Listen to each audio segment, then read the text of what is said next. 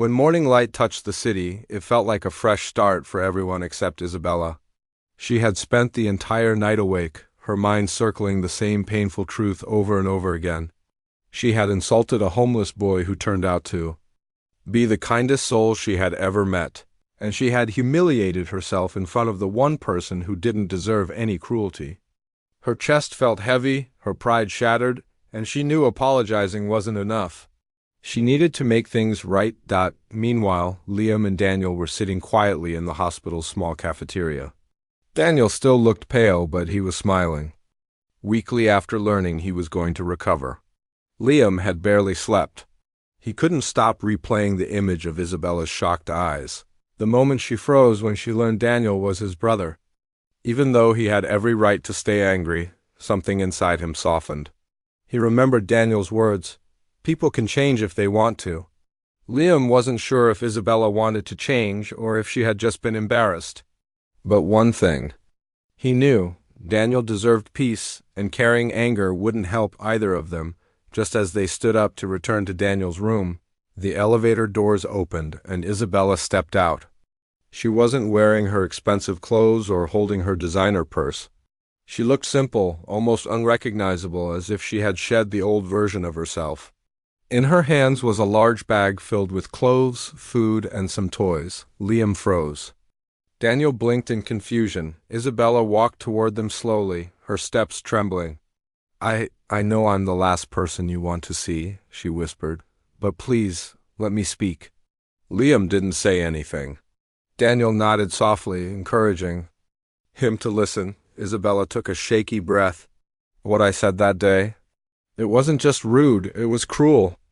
I was blinded by money and a life that taught me to judge people by their clothes, not their hearts. I saw a boy sitting alone on the street, and instead of caring, I used my words like knives. But the truth is, you both showed me more humanity than I've seen in years." She placed the bag on the table. "These are for Daniel.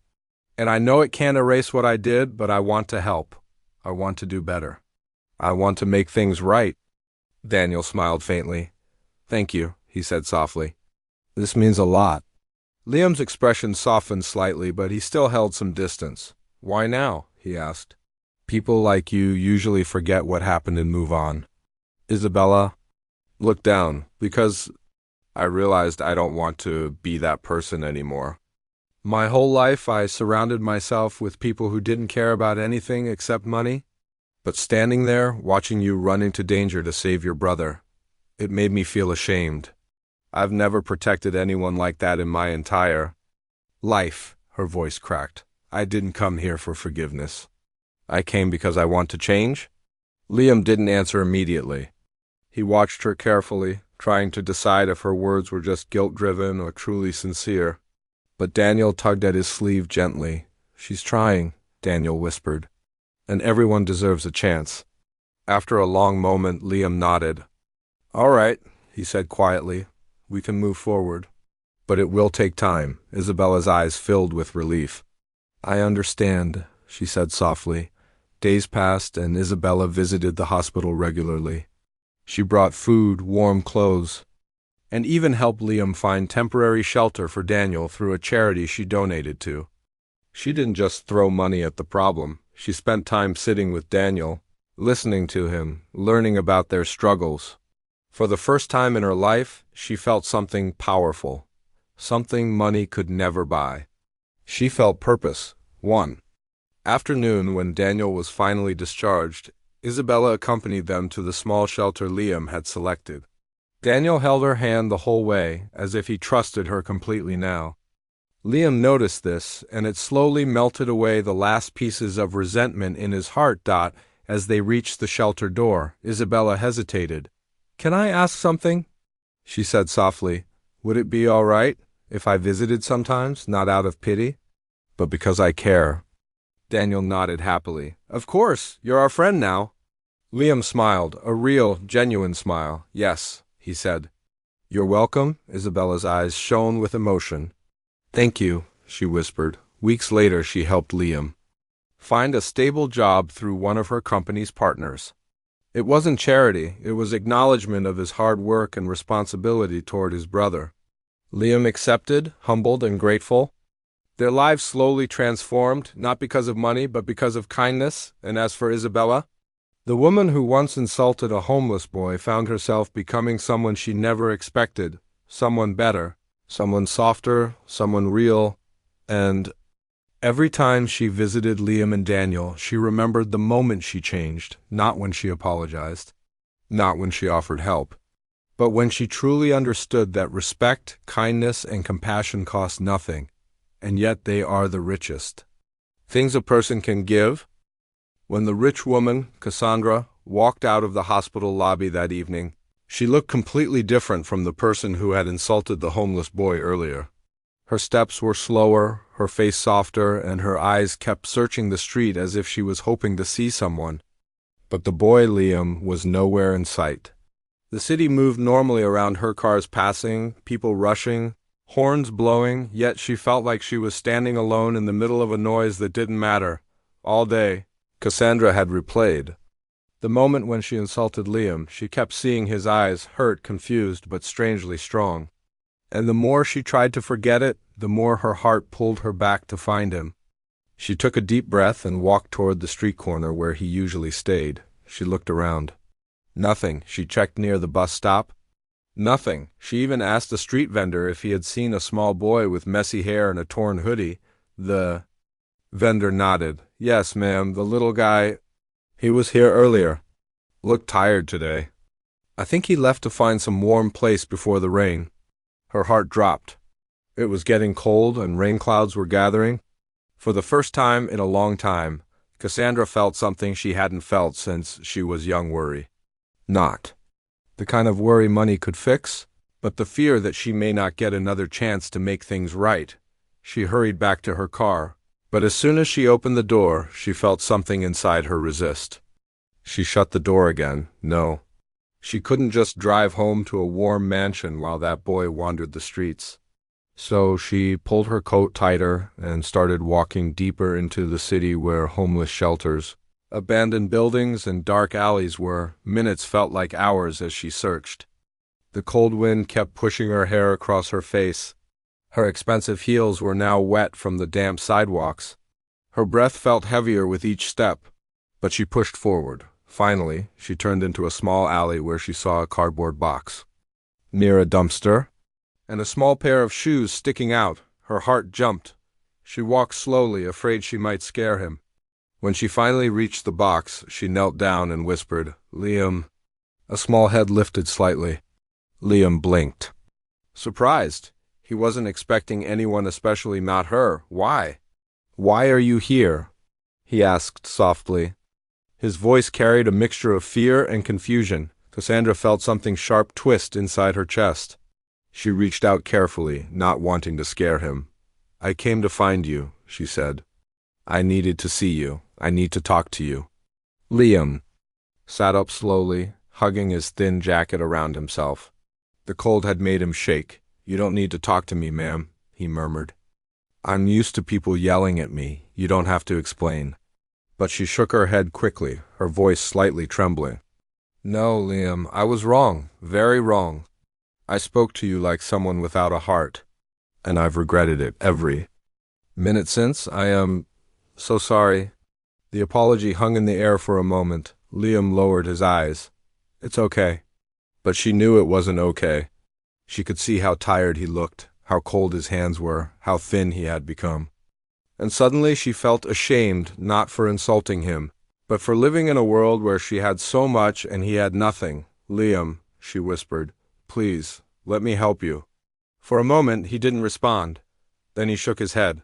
"People say that sometimes, but they only help once. Then they forget." His voice cracked on the last word. Cassandra felt her eyes burn with guilt. She gently placed a hand over his tiny, trembling fingers. "I won't forget you," she said. "Not again." Just then, the first raindrops began to fall, cold and sharp on their faces. Cassandra quickly took off her warm coat and wrapped it around Liam's shoulders. He tried to protest, but she insisted, "You need this more than I do." The rain grew heavier, echoing against the metal trash cans. Cassandra stood and held her hand out to him. "Come with me. Please, let me give you a warm meal, a safe place to sleep. Just tonight. After that, you can decide what you want. But let me do at least this much." Liam looked at her hand for a long moment. Trust was not something he could give easily. But he also saw something different in her eyes. Something sincere, something warm. Slowly, he placed his small hand into hers. Cassandra helped him stand, steadying him so he wouldn't slip on the wet ground. They walked back toward the main street. The lights from the shops reflected in the rainwater puddles, shining like tiny stars beneath their feet. Cassandra made sure he stayed close, shielding him from the rain as best as she could. They reached her car, but Liam hesitated before getting in. He looked at her again, uncertain. She smiled softly. "You're safe with me." He nodded slowly and climbed in. The warmth of the car immediately surrounded him, and he let out a small sigh. Cassandra turned on the heater and handed him a soft blanket from the back seat. As they drove through the city, Cassandra kept glancing at him, not with pity, but with a protective warmth she didn't know she still had. Liam, too, watched the world through the window with wide eyes. For the first time in a long time, he felt like someone cared. When they reached Cassandra's mansion, Liam's eyes widened. Even more, the tall gates, the glowing lights, the wide garden, it all looked unreal to him. "Do you really live here?" he asked quietly. Cassandra nodded. "And today you're my guest." Liam stepped out slowly, unsure if he belonged in such a place. But Cassandra put a gentle hand on his shoulder and guided him inside. The warmth of the mansion wrapped around him instantly. For the first time in months, Liam felt safe. But what neither of them knew was that this moment, this simple act of kindness, was about to change both of their lives forever. The days that followed were nothing short of cruel for the homeless boy named Daniel. After the rich woman, Mrs. Claudia, insulted him in front of her friends, the people around the neighborhood began treating him even worse. Shopkeepers chased him away as if he was a criminal. Strangers refused to look at him. Some even whispered that he must have done something terrible to deserve such a life. And all of this happened because one influential woman had painted him as useless, dirty, and unworthy. But what nobody knew was that Daniel's story was far from what people assumed. He wasn't homeless because he was lazy or irresponsible. He wasn't on the streets because he wanted pity. He was out there because life had taken everything from him too quickly and too painfully. On the second evening after her outburst, something unexpected happened. As Mrs. Claudia sat in her luxury car waiting at a red light, she noticed Daniel across the street. He was holding on to a small plastic bag tightly against his chest and looking both ways anxiously. At first, she looked away, but something about his expression made her glance again. He seemed scared. He seemed desperate. And for the first time, she didn't see a homeless boy. She saw a child who looked lost. She tried to ignore the feeling, but it stayed with her even after she reached home. While she changed into her silk pajamas and sat down for dinner prepared by her chef, she found herself staring at the empty chair across the table. She wondered if the boy had even eaten anything today, or yesterday. She wondered why he clutched that bag like it was the most precious thing he owned. She wondered why she couldn't stop thinking about him. Later that night, at almost midnight, fate delivered a twist she never expected. A strong storm hit the city without warning. Rain poured mercilessly, and the winds howled through the streets. As lightning flashed, Claudia stood at her window, sipping warm tea, until she spotted something on the sidewalk outside her mansion's gate. It was Daniel. He was sitting on the ground, drenched, shivering, and hugging that same plastic bag against his chest, as if his life depended on it. She felt a strange pull in her heart. She told herself to walk away, to ignore him, that he had nothing to do with her. But her feet refused to move. Instead, she grabbed an umbrella and stepped outside. As she approached him, she noticed he wasn't sitting alone. A small puppy was wrapped inside his shirt, trembling, cold, and clearly injured. The boy wasn't hugging the bag for himself. He was trying to protect someone much smaller than him. The sight froze Claudia in place. How could a boy with nothing still have so much love inside him? Daniel looked up, terrified she would yell at him again. He tried to stand, but his legs were too weak from hunger. You don't have to chase me away, he said softly, almost whispering. I just needed to keep him dry. His voice cracked, and Claudia felt something inside her break. She knelt beside him, letting the rain soak her expensive clothes. What happened to the puppy? Daniel removed the shirt gently. The puppy whimpered as a flash of lightning lit. The sky. A group of boys threw rocks at him, he said. They said he wasn't worth anything because he's stray, so I hid him. I didn't want him to die alone. His words hit her like a knife. This child, whom she had insulted, belittled and humiliated, was braver and more compassionate than most adults she knew. Including herself, without thinking twice, she extended her hand. Come inside. Daniel blinked at her, confused. For real? Yes, she said, both of you. Inside her mansion, warmth wrapped around them like a blanket. The puppy was given a towel, a bowl of warm milk, and gentle care. Daniel watched silently, tears forming in his eyes as he saw the little creature finally stop shaking, but while the puppy was recovering, Claudia couldn't take her eyes off Daniel. She noticed details she hadn't paid attention to before: his sunken cheeks, the bruises on his arms from sleeping on the streets, his trembling fingers, and yet the softness in his eyes. She finally spoke. Why are you out there alone? Where are your parents? His face fell. He pulled the towel closer to himself, his voice barely audible. My mom died last winter, and my father, he left a long time ago. I tried to stay in a shelter, but it got full, so I ended up on the streets. Claudia felt her heart twist again. This boy had lost everything, and still had kindness left in him. A sharp guilt washed over her. She realized that her insult, which she believed was harmless at the time, had probably worsened his situation. People respected her. People believed her words. And because she labeled him worthless, they treated him that way. But the universe wasn't done teaching her a lesson. Suddenly, the power went out due to the storm, and the entire mansion fell into darkness. Daniel looked around nervously, but Claudia stayed calm. She guided him to the living room, lit a few candles, and handed him a warm blanket. And in that quiet, dim light, watching the boy cradle the puppy, she finally saw the truth that had been hidden beneath her pride. Daniel, she said softly, you don't belong on the streets. He looked up at her with tired eyes. But I have nowhere else to go. Claudia took a deep breath that felt heavier than anything she had ever admitted. And what if I gave you a place to stay? Daniel's eyes widened. His lips parted, but no sound came out. He didn't know if she was serious, or if this was another moment where hope would betray him, and right there the story took a turn he never expected. But what happened next would change both of their lives forever. She had always walked through that street with her chin high, her heels clicking sharply against the pavement like she owned the entire city. Mrs. Leona Hemsley, the rich woman everyone admired from afar but feared up close. She was the kind of woman whose perfume reached the room before she walked in, whose rings sparkled louder than her voice, and whose pride never allowed her to look down at anyone. Or at least not until the day she crossed paths with a boy who had nothing. Yet changed everything. That afternoon the sky was heavy with a coming storm. The streets were crowded, people rushing home before the rain poured down. But Leona moved slowly, gracefully, almost as if the weather obeyed her.